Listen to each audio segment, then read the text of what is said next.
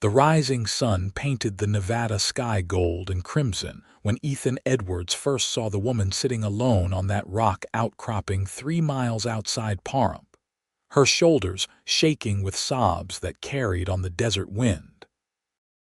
He had been riding since midnight, driving a small herd of horses to the trading post, but something about her silhouette against the dawn made him pull his mare to a halt and change direction entirely.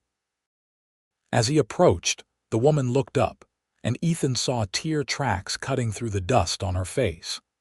She was young, perhaps 22 or 23, with dark hair that had come loose from its pins and hung around her shoulders in tangles. Her dress, once fine, was torn at the hem and stained with travel. She did not run or reach for a weapon, just watched him with eyes that held a weariness far beyond her years. "Morning, miss," Ethan said, keeping his voice gentle as he dismounted. He was 25, lean and weathered from years working cattle and horses across the frontier. "You hurt?" She shook her head, then laughed bitterly.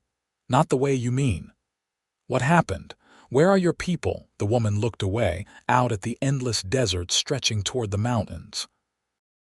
"I had people. Yesterday. I had a whole future planned out, all neat and proper." Her voice cracked. "I was supposed to get married this morning in Carson City." Ethan waited, letting the silence speak for him. He had learned long ago that sometimes folks just needed space to tell their story. "His name was Richard Vanderpool." She spat the name like poison. "We were engaged for 6 months. He wrote me such beautiful letters when he was away on business. Told me I was the light of his life, that he counted every hour until we could be together." She wiped her eyes roughly. "I traveled all the way from Missouri. Left my family, my home, everything. Got to Carson City 3 days ago, and you know what I found." Ethan shook his head. "A wife. He already has a wife and 2 children." The woman's voice rose with anger and hurt. "He was standing right there in the hotel lobby with his arm around her waist, and when he saw me, he looked at me like I was nothing, like I was some inconvenient problem that had walked through the door." "Son of a," Ethan caught himself. "That is low, lower than a snake's belly." "I confronted him, made a scene." She laughed again, that same bitter sound. "His wife did not even know about me. She was as shocked as I was. But Richard, he just got angry. Said I had misunderstood his intentions, that I had invented this fantasy in my head. In front of everyone in that hotel, he made me look like a desperate, foolish woman." She turned back to Ethan, and her eyes were fierce despite the tears. "I thought love was a lie. I know it now. It is all just lies that men tell to get what they want." Ethan felt anger kindle in his chest, not at her, but at the man who had done this. He had seen plenty of cruelty in his years on the frontier, but this particular kind, the kind that broke hearts and spirits, always struck him as especially cowardly. "Not all men are liars," he said quietly. "Though I understand why you would think so right now." She studied him for a long moment. "Who are you?" "Ethan Edwards. I run horses mostly, some cattle. Got a small ranch about 15 miles east of here." He gestured to his mare. "I was heading into Pahrump for supplies, but that can wait." "How did you get way out here?" "I ran. Took a horse from the livery stable." She looked guilty for a moment. "Left money for it, but I did not ask permission. I just could not stay in that town another minute. Everyone was staring at me, whispering." "I rode all night, and when the horse went lame about a mile back, I just kept walking until I could not walk any more." "What is your name?" "Willa Kensington." "Well, Miss Kensington, I cannot leave you out here. The desert is not forgiving, and there are worse things than heartbreak that can happen to a woman alone." He offered his hand. "I will take you into Pahrump. There is a decent boarding house run by a woman named Mrs. Chen. She will give you a safe place to stay while you figure out what comes next." Willa hesitated, then took his hand and stood. "Why would you help me? You do not know me." "Because it is the right thing to do," Ethan said simply. "And because I have been low before, though not quite like this. Someone helped me then. I am just passing it along." The ride into Pahrump took 2 hours, with Willa seated behind Ethan on his mare.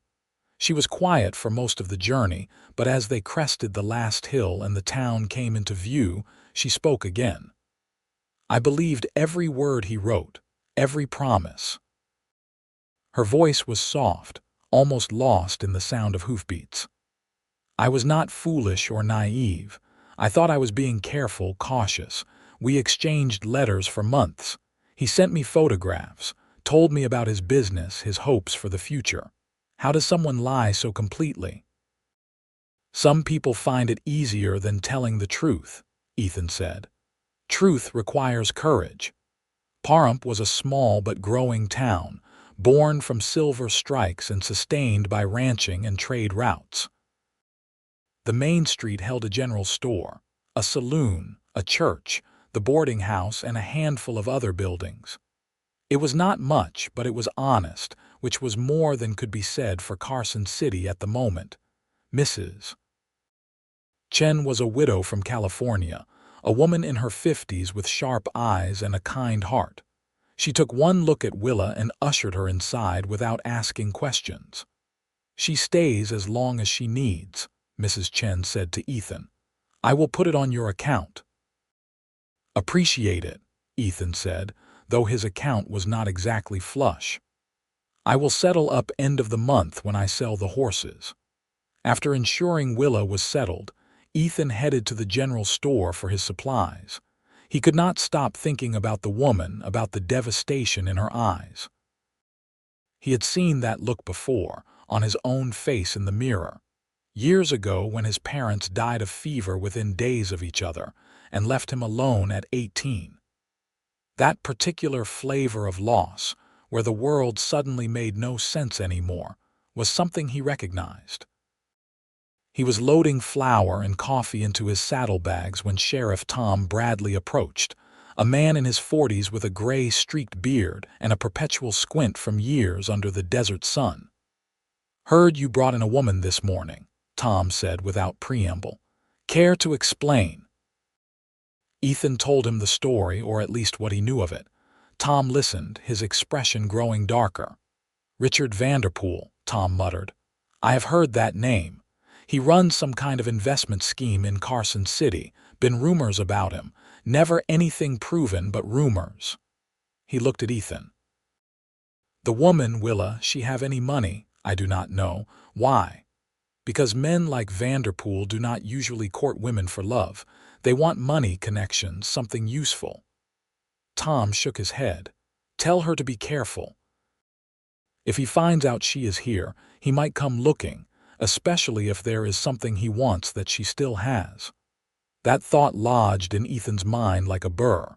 He finished his shopping and headed back to the boarding house. Mrs. Chen let him in, and he found Willa in the small sitting room, cleaned up and wearing a borrowed dress. She looked better, though her eyes were still red. "I wanted to check on you before I headed home," Ethan said. "That is kind of you." Willa managed a small smile. "Mrs. Chen has been wonderful. I cannot thank you enough for bringing me here. The sheriff mentioned something I thought you should know." Ethan explained Tom's concerns about Vanderpool. Willa's face went pale. "He is right. My father left me money when he died 2 years ago. Not a fortune, but enough to be comfortable. Richard knew about it. He always said we would use it to start our life together, to build something." She pressed her hands to her face. "Oh God, I gave him some of it already. He said he needed to invest in a business opportunity, that it would double our money. I trusted him." "How much?" $2,000. Ethan winced.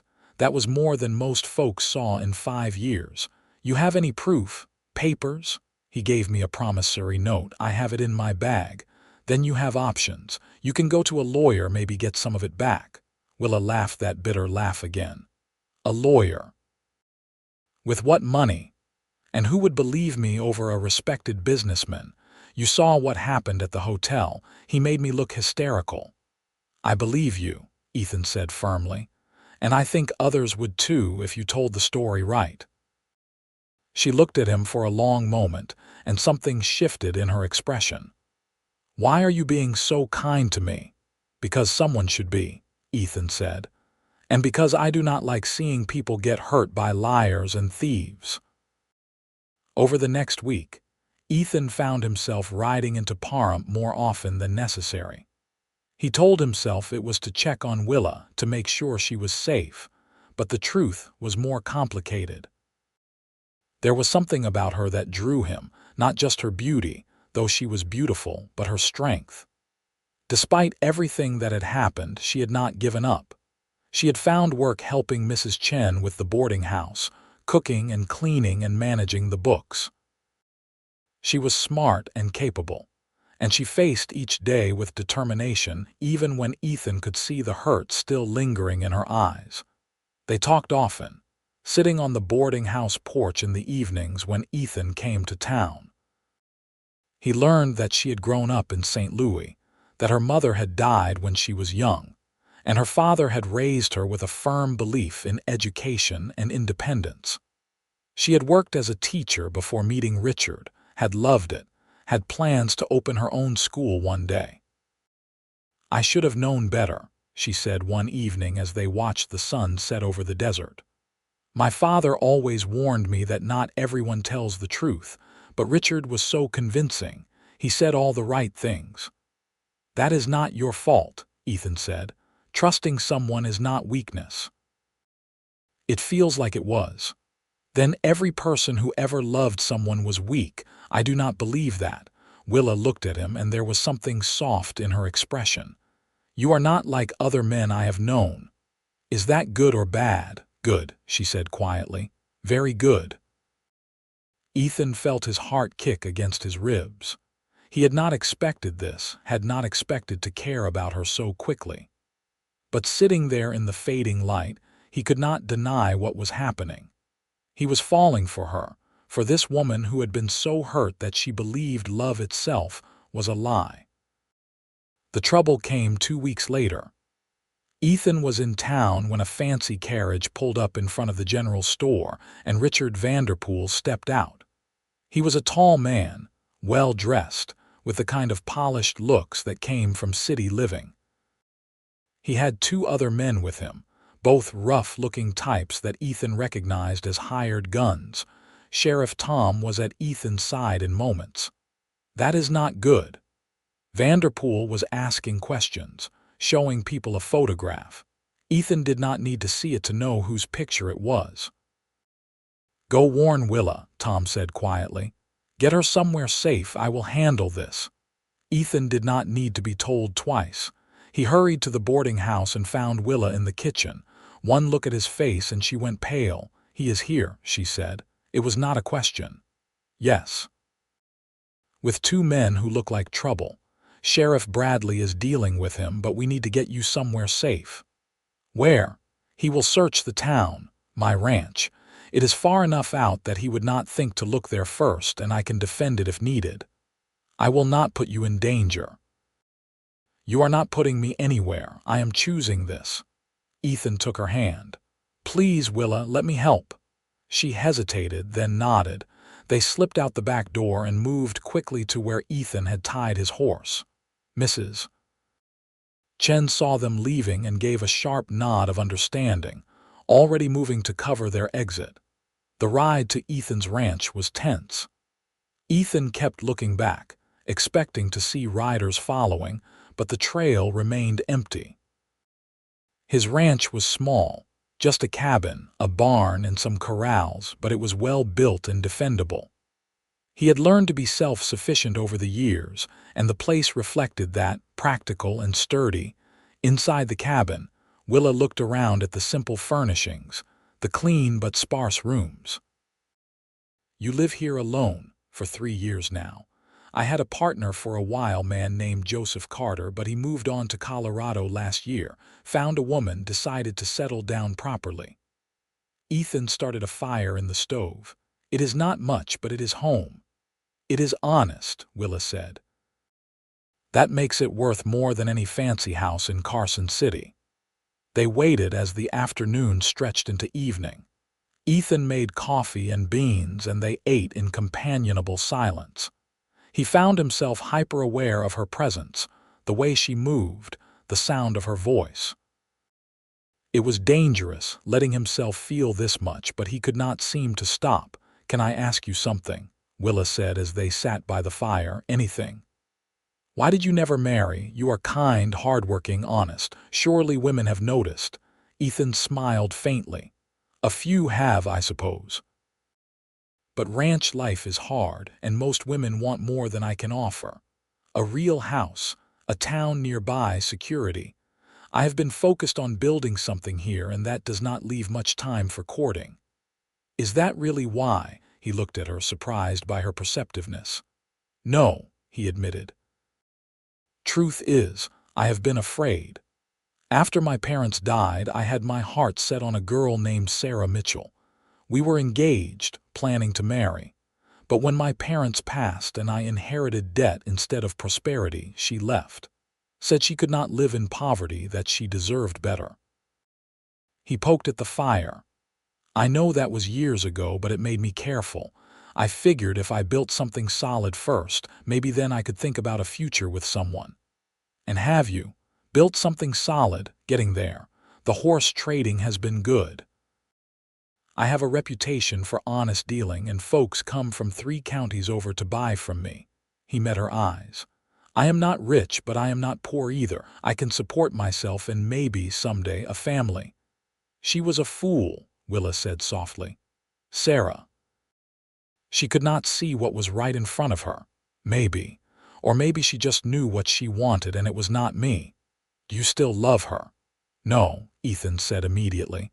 "I do not think I ever really did. I loved the idea of her, of having someone. But when she left, I was more relieved than heartbroken. I think I knew even then that we would not have been happy." Willa was quiet for a moment. "I thought I loved Richard, but now I wonder if I was like you, in love with an idea.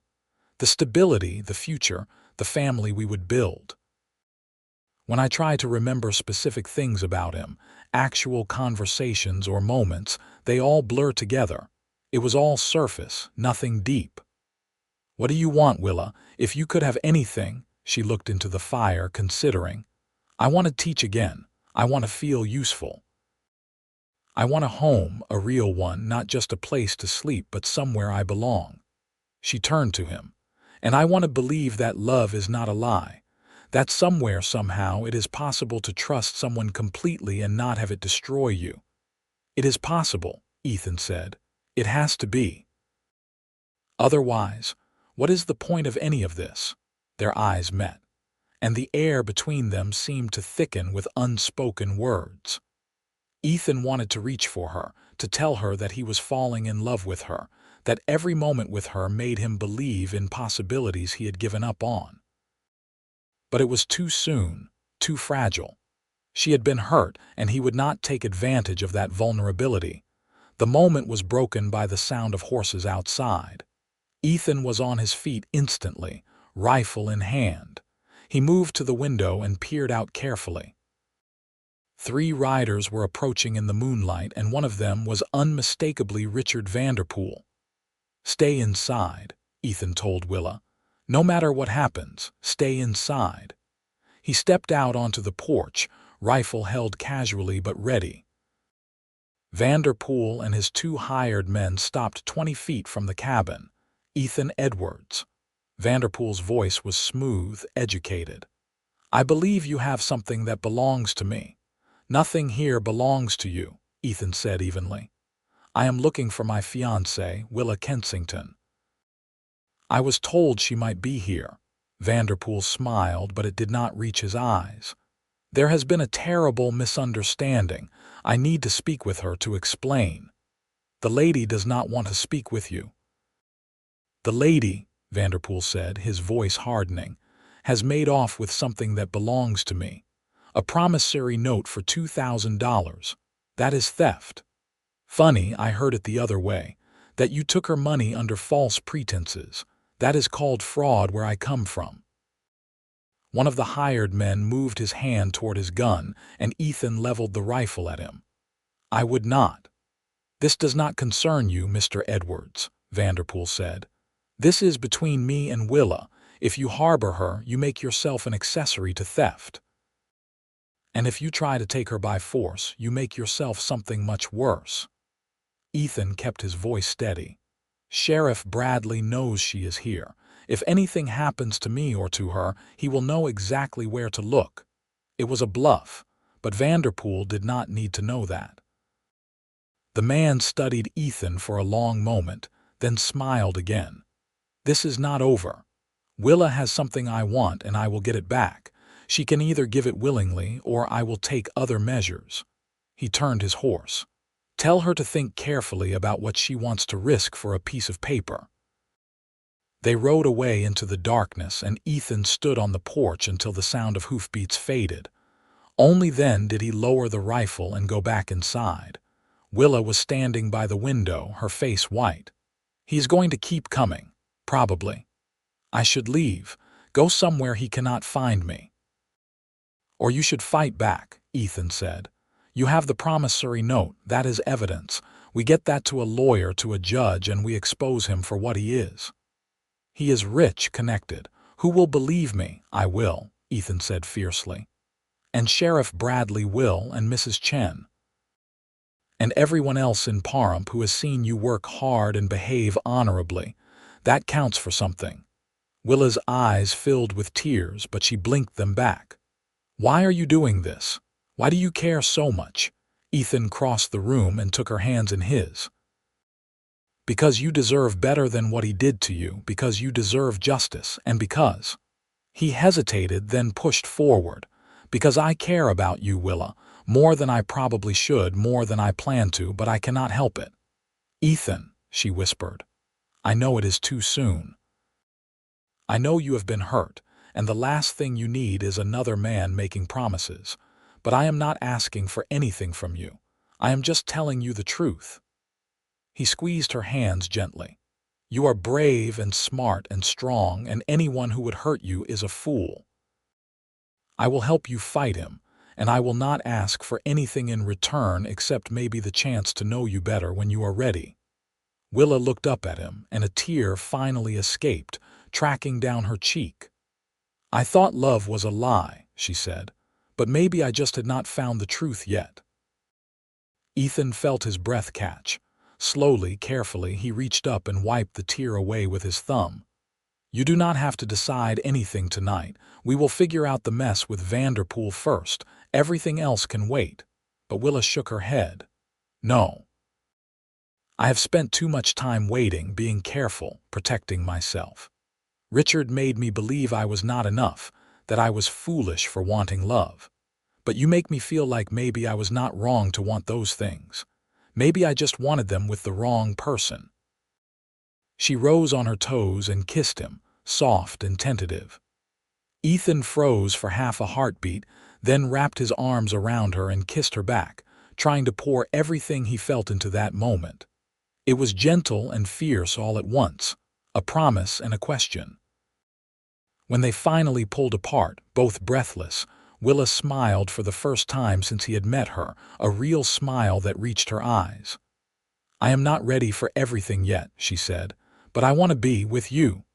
"Then we will take it slow," Ethan promised. "As slow as you need." They spent the night talking by the fire, sharing stories and dreams. Willa told him about her childhood, about the father who had believed girls deserved education as much as boys, about her love of books and learning. Ethan told her about the ranch, about his hopes to expand, to breed better horses, to build something lasting. As dawn broke, they made a plan. They would go to Sheriff Bradley with the promissory note, get his advice on how to proceed legally. If Vanderpool wanted a fight, they would give him one, but they would do it the right way. The ride back to Pahrump was cautious, both of them watching for any sign of Vanderpool or his men. But the morning was quiet, and they reached town without incident. Sheriff Bradley listened to the whole story, examined the promissory note, and nodded slowly. This is good. This is evidence of fraud. But Vanderpool is right about one thing. He has money and connections, and that makes him dangerous in court. So what do we do? Willa asked. We do not go to court, Tom said. We go to the newspapers. Ethan blinked. Newspapers, men like Vanderpool thrive on reputation. They need people to trust them, to invest with them, to believe they are upstanding citizens. Tom tapped the promissory note. But if we expose him publicly, show that he defrauded a woman, lied about being married, tried to steal her inheritance, that ruins him. No one will do business with him. He will be finished. But how do we get the newspapers to print it? Willa asked. He will just deny it. We have the note, first of all, and we have witnesses. His own wife, for instance. Tom leaned back. I have a friend at the Carson City Sentinel. He is always looking for a good story, and this is a hell of a story. Rich businessman preys on innocent women, gets caught, tries to intimidate his way out of it. People love that kind of thing. It will be public, Willa said quietly. Everyone will know what happened to me. Yes, Tom said gently, but they will know the truth. That you were a victim, not a fool, and they will know he is a criminal. Willa looked at Ethan, who nodded. It is your choice, he said, but I think Tom is right. This might be the only way to stop him. She took a deep breath, then straightened her shoulders. Let us do it. Tom sent a telegram that afternoon, and within 2 days, a reporter named Marcus Flynn arrived from Carson City. He was a thin man with ink-stained fingers and sharp, intelligent eyes.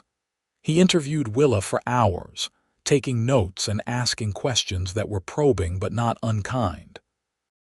I will need to verify some of this, he said when they finished. Talk to people in Carson City, get statements from the hotel staff, maybe even from Vanderpool's wife if she is willing. Will she talk to you? Willa asked. Women who have been lied to often want the truth to come out, Marcus said. I will be respectful, but I will ask. He left the next morning, and then came the waiting. Ethan stayed close to Willa, dividing his time between his ranch and Pahrump.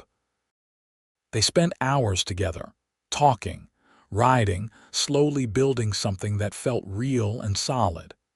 He taught her to ride better, to handle a gun, to work with horses. She helped him with his books, organizing his business in ways he had never thought of, making plans for expansion.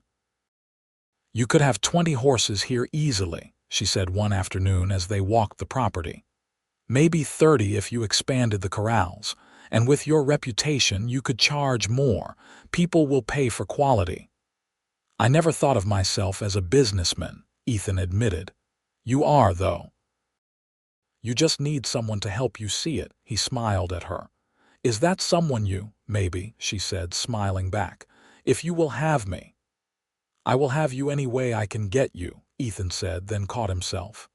I do not mean to pressure you. Willa laughed and kissed him, quick and sweet. I know what you mean, and the answer is yes, I want that too. I am just figuring out how to trust it. Take all the time you need, Ethan said. I am not going anywhere.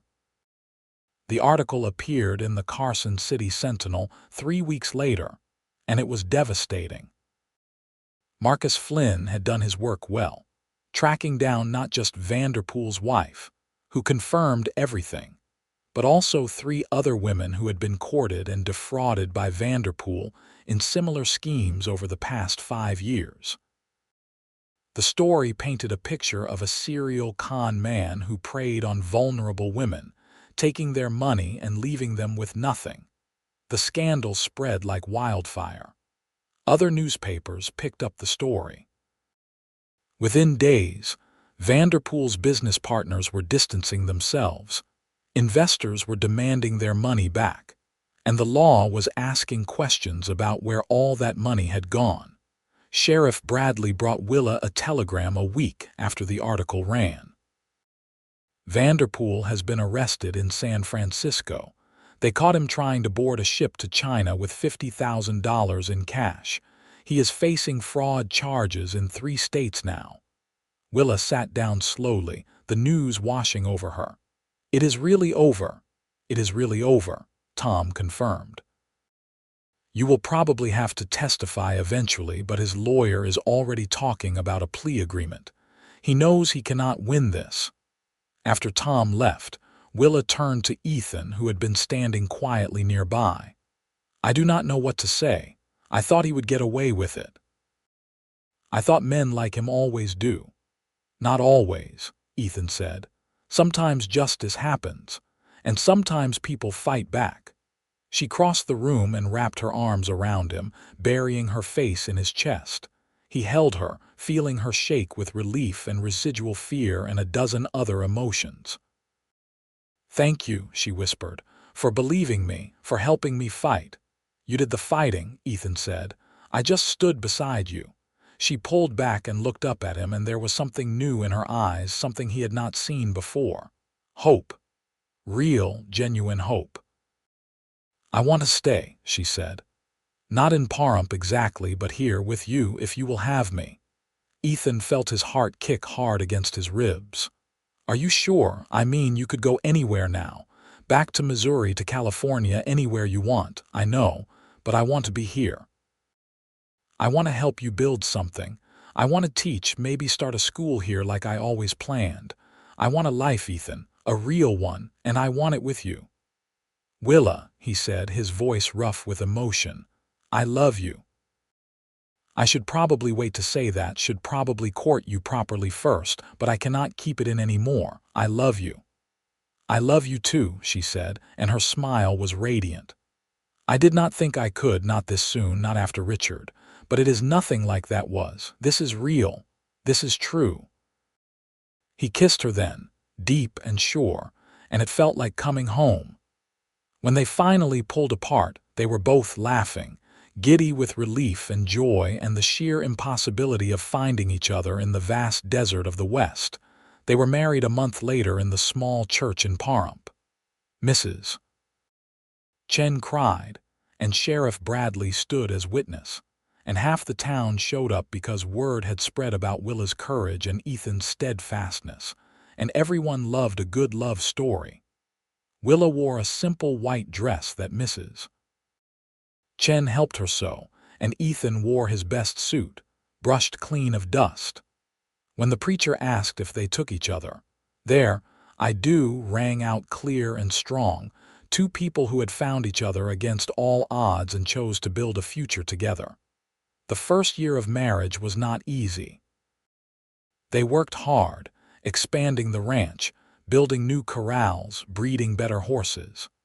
Willa started teaching children in Pahrump 3 days a week in a corner of the church, and by the second year, they had raised enough money to build a proper schoolhouse.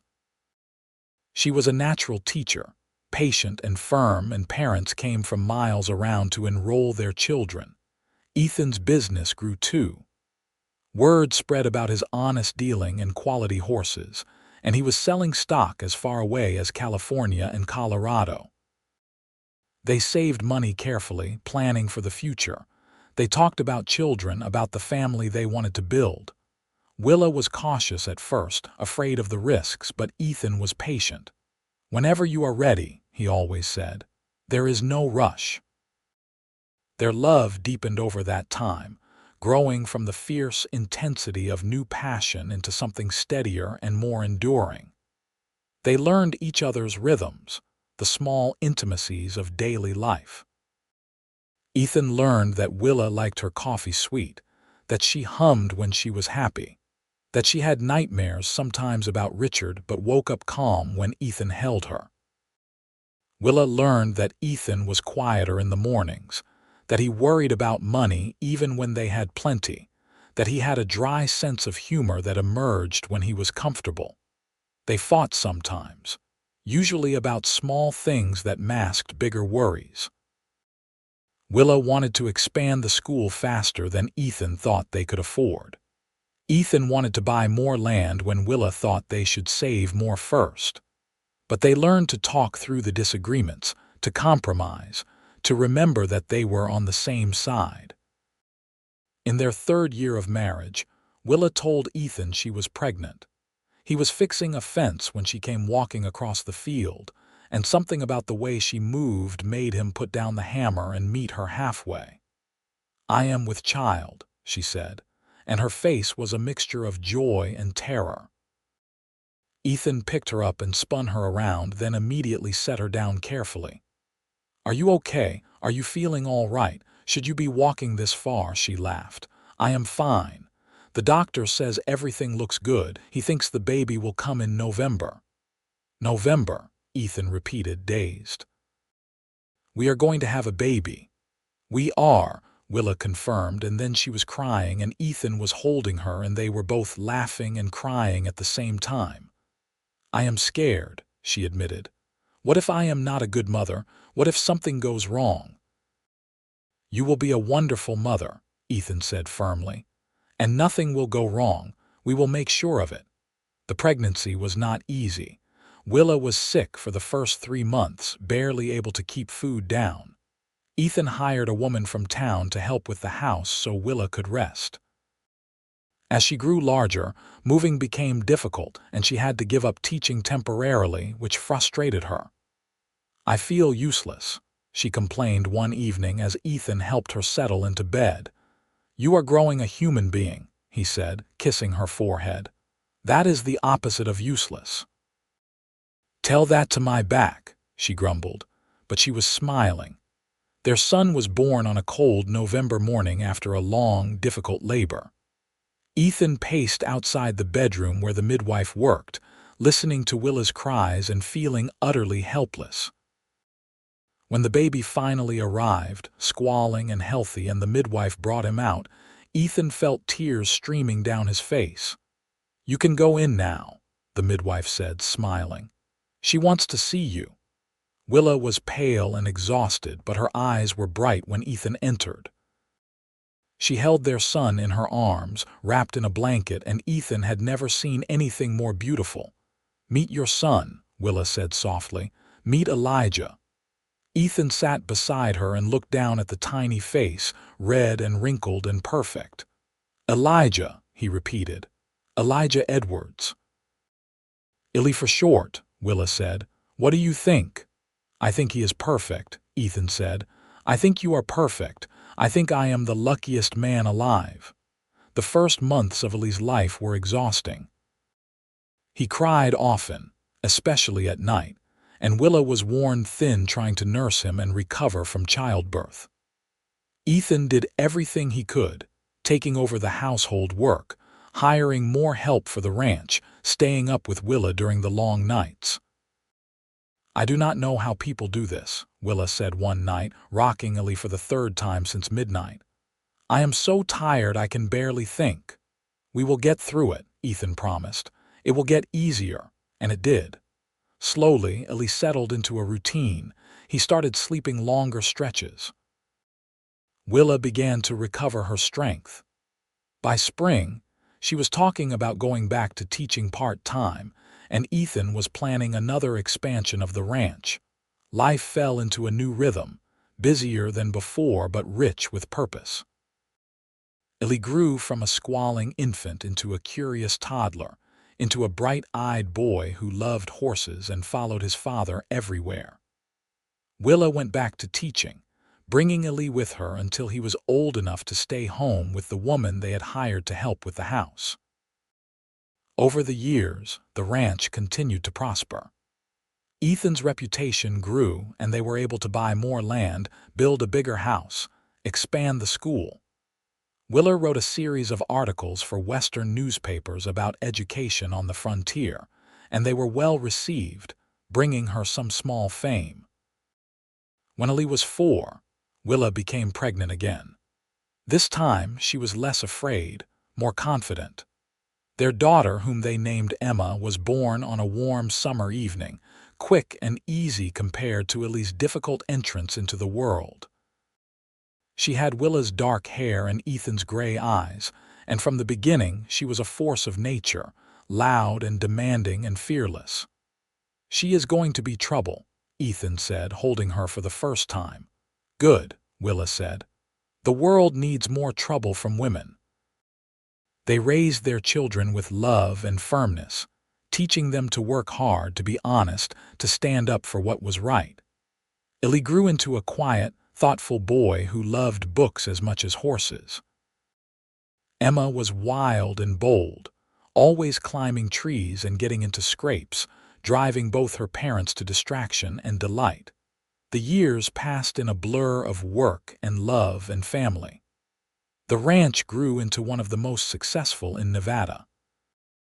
The school became a point of pride for Pahrump, turning out educated children who went on to universities and successful careers.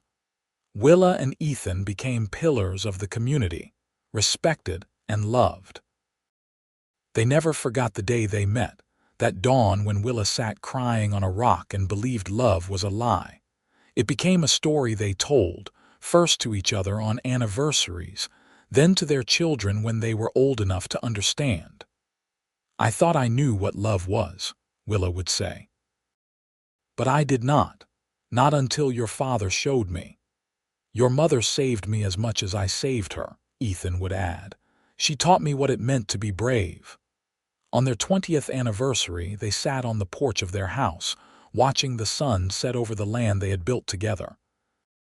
Illy was 19 now, preparing to go to college in California. Emma was 15, already talking about becoming a doctor, about changing the world. "You ever think about how different things could have been?" Willa asked, leaning against Ethan's shoulder. "If you had not found me that morning." "Every day," Ethan said, "and I thank God every day that I did." "I thought love was a lie," Willa said softly. "I was so broken, so sure that I would never trust anyone again. And now," she turned and kissed him, 20 years of love and trust and partnership in that kiss. "Now I know the truth. Love is not a lie, but it is not easy either. It is work and choice and commitment. It is choosing each other every day, even when things are hard." "Especially when things are hard," Ethan agreed. They sat in comfortable silence as the stars came out, two people who had found each other against all odds and built a life worth living. The ranch stretched out around them, solid and real, a testament to their hard work. Inside the house, their children laughed over dinner, safe and loved. It was everything they had dreamed of and more. Years continued to pass.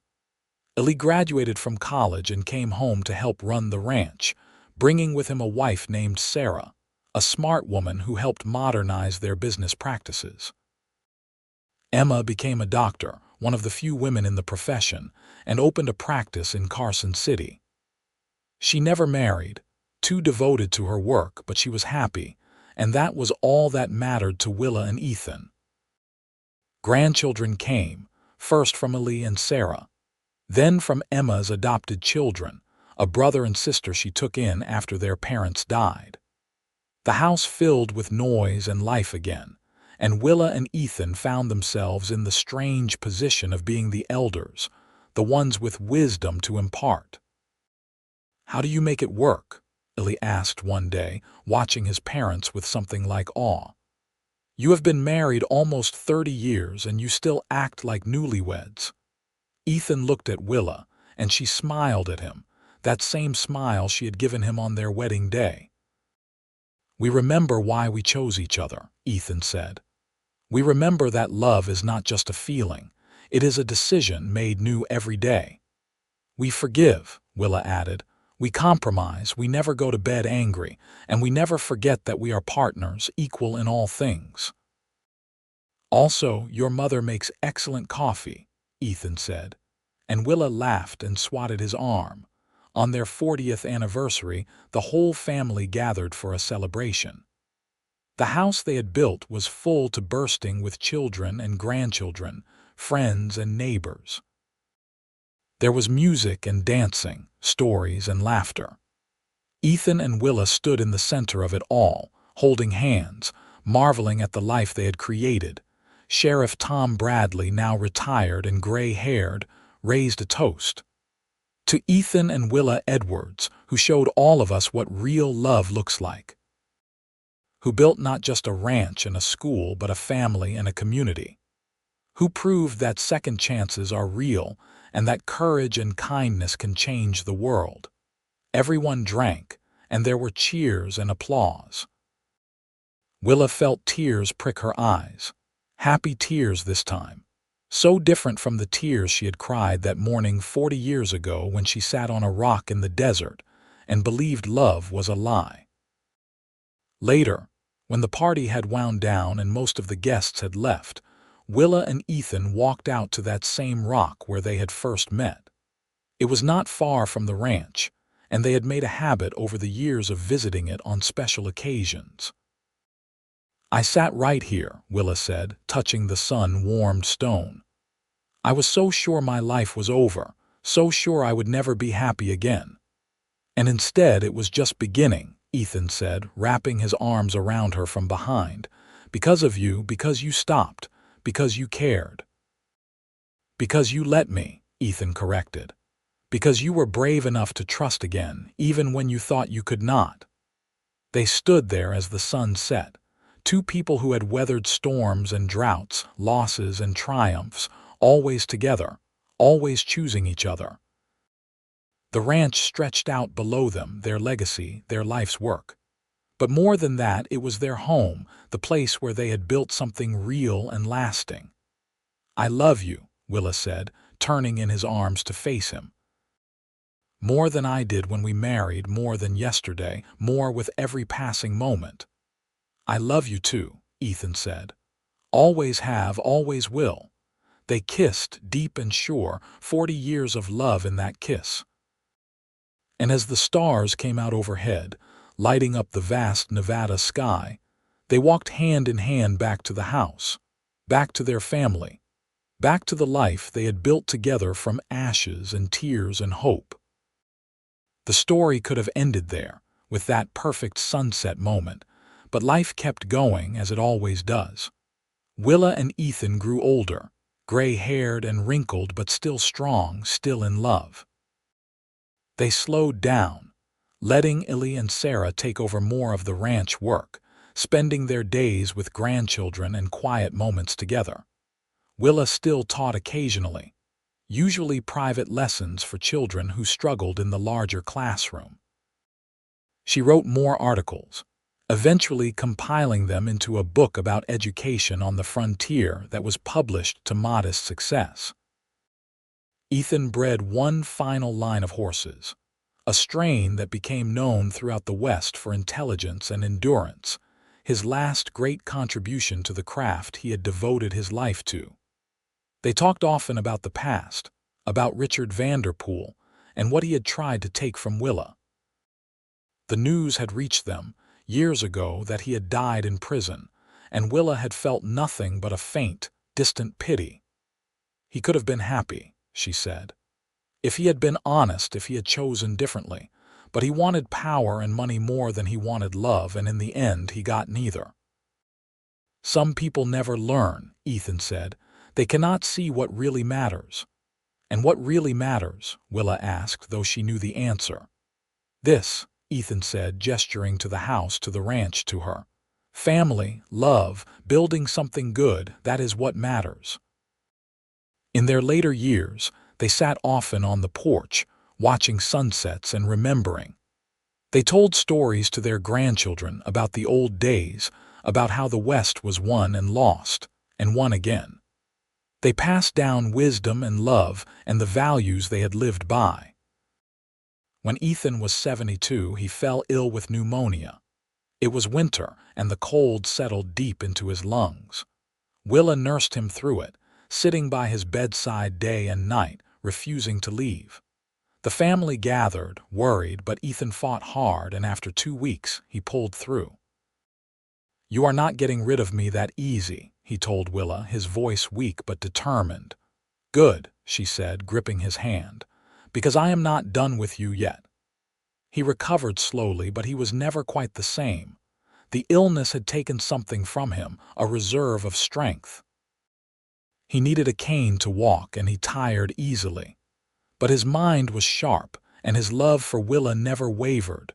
Willa stayed healthy longer, vigorous well into her 70s. But eventually, time caught up with her too. Her hands grew arthritic, making it hard to write. Her eyes weakened, making reading difficult. But she adapted, dictating stories to her grandchildren, listening to Ethan read to her in the evenings. "We have been blessed," she said one night as they lay in bed, two old people who had loved each other longer than they had been apart. "So many years together, so much life." "The best years," Ethan agreed. "I would not change a single day. Not even the hard ones, especially not the hard ones. Those taught us what we were made of." They fell asleep holding hands as they had every night for 53 years. Ethan passed first, quietly in his sleep, at the age of 81. He simply did not wake up one morning, his heart having given out peacefully in the night. Willa woke to find him gone, and for a moment the world stopped. The grief was overwhelming, a tidal wave that threatened to drown her. But she was not alone. Her children and grandchildren surrounded her, holding her up, reminding her that Ethan's love lived on in all of them. They buried him on the ranch, on a hill overlooking the land he had loved. The whole community came out for the funeral, and person after person stood to speak about how Ethan had helped them, taught them, shown them kindness. Willa listened and cried and felt proud, so proud of the man she had married. She lived another 3 years without him, strange years that felt incomplete, like she was waiting for something. She spent her time with family, telling stories, passing on recipes and wisdom. She wrote letters to each of her grandchildren, individual notes filled with love and advice, to be opened on their 18th birthdays. On the anniversary of the day she met Ethan, she walked out to the rock one last time. She was 83 now, frail but determined. Emma walked with her, holding her arm, making sure she did not fall. "I sat here crying," Willa told her daughter. "I thought my life was over. I thought love was a lie." "And then Dad found you," Emma said. "And then your father found me," Willa confirmed. "And everything changed. He showed me that love is not a lie. It is the only truth that matters."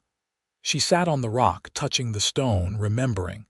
The sunrise that morning was spectacular, gold and pink and orange, lighting up the desert like fire. "He was a good man," Emma said softly. "The best man," Willa agreed. "I was so lucky, so blessed." They sat together until the sun was fully up, then walked back to the house. Willa was tired, more tired than she had been in a long time, and she slept most of the day. That night, surrounded by her children and grandchildren, Willa passed quietly, slipping away in her sleep just as Ethan had. Emma, sitting beside her, holding her hand, felt the moment she left, and though the grief was sharp, there was also peace. Her mother had lived a full, rich life, and now she was with the man she loved. They buried Willa beside Ethan on that hill, 2 graves side by side, overlooking the ranch they had built together. The headstones were simple, bearing their names and dates in a single line. Together in life, together in eternity. The family carried on the legacy. Eli ran the ranch until he was old enough to pass it to his own children. The school Willa founded kept growing, eventually becoming a full academy that educated children from all over the state. Emma's medical practice expanded, serving communities throughout Nevada. The Edwards name became synonymous with integrity, hard work, and love. Decades after Willa and Ethan passed, their great-grandchildren would still tell the story of how they met. About the cowboy who found a bride crying at dawn, and the woman who thought love was a lie until she learned the truth. It became a family legend, a testament to the power of second chances and the courage to trust again. The ranch still stands, more than a century later, preserved as a historical site. The house where Willa and Ethan raised their children is a museum now, filled with artifacts and photographs and letters. Visitors come from all over to see it, to hear the story, to stand on that rock where it all began and imagine what it must have been like. And if you listen carefully, on quiet mornings when the sun rises over the desert, you can almost hear them still. Two voices carried on the wind, laughing and loving and living on in the legacy they built together.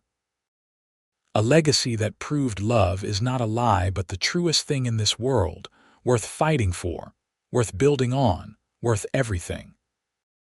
Because in the end, that is what Willa and Ethan Edwards gave to the world. Proof that broken hearts can heal, that trust can be rebuilt, that love is not just possible but powerful beyond measure.